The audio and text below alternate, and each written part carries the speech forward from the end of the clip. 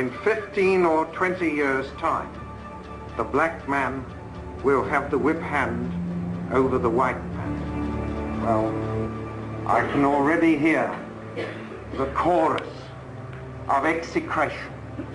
How dare I say such a horrible thing? How dare I stir up trouble and inflame feelings by repeating such a conversation? My answer is that I do not have the right not to do so.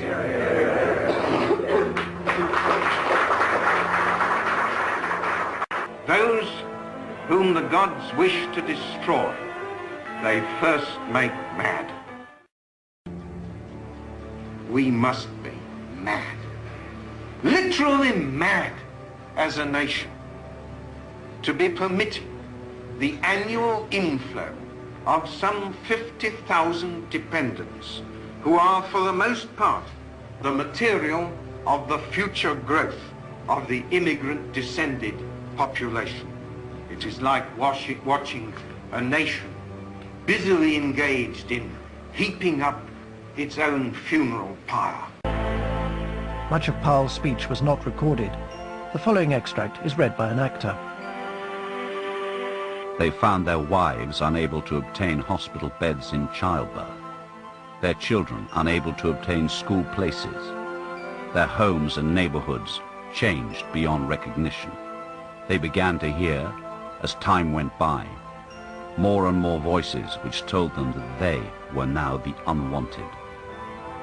It almost passes belief that at this moment, 20 to 30 additional immigrant children are arriving from overseas in Wolverhampton alone every week. And that means 15 or 20 additional families a decade or so hence. She is becoming afraid to go out. Windows are broken. She finds excreta pushed through her letterbox. When she goes to the shops, she is followed by children. Charming, wide-grinning pickaninnies. Here is their means of showing that the immigrant communities can organize to consolidate their members, to agitate and campaign against their fellow citizens, and to overawe and dominate the rest. The discrimination and the deprivation, the sense of alarm and of resentment lie not with the immigrant population, but with those among whom they have come and are still coming.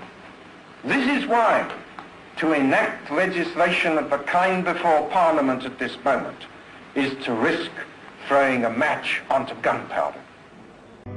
In these circumstances, nothing will suffice but that the total inflow for settlement should be reduced at once to negligible proportions, and that the necessary legislative and administrative measures should be taken without delay.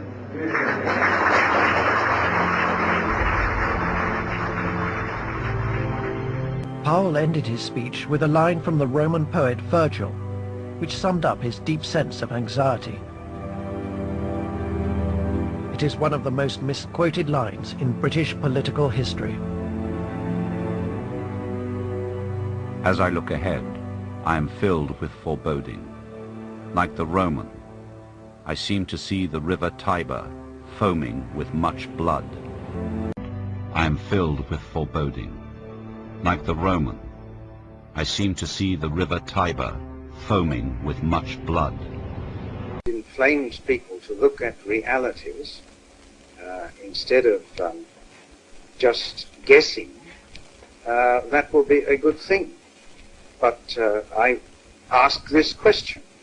If a Member of Parliament, in his own constituency, in the place where he lives, sees certain to him real, growing and threatening dangers, which are brought to his attention by his constituents of every race and class, is he to be silent? Is he to say nothing about it? Is he to suppress the facts?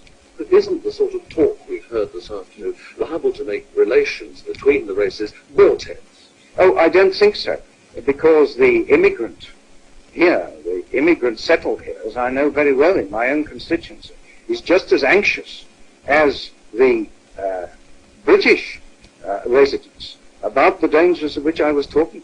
You describe the country as literally mad to allow thousands of dependents of immigrants into the country. But what can be done? You can't keep these people apart. Well, they chose voluntarily to come here.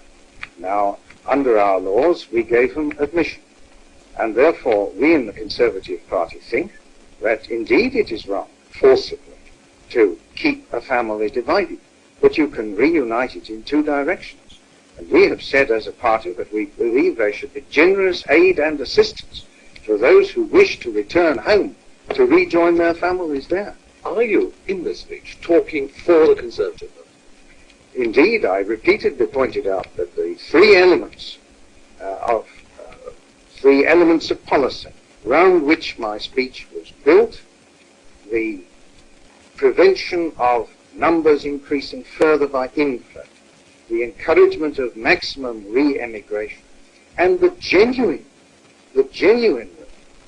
like treatment before the law of all in this country. Our official Conservative Party, Mr. Heath has stated them over and over and over again, and my speech was built round. You talked in your speech with apprehension of a future perhaps with the Tiber foaming with blood. I mean, are you really this concerned about the future of the different races now living in Britain? When I consider the way in which the lives of hundreds of people in this country have been literally wrecked by this event, I mean, they themselves don't regard it as the fault of the immigrant, but an event which the unamended law enabled to come upon them. When one reflects upon all that has happened,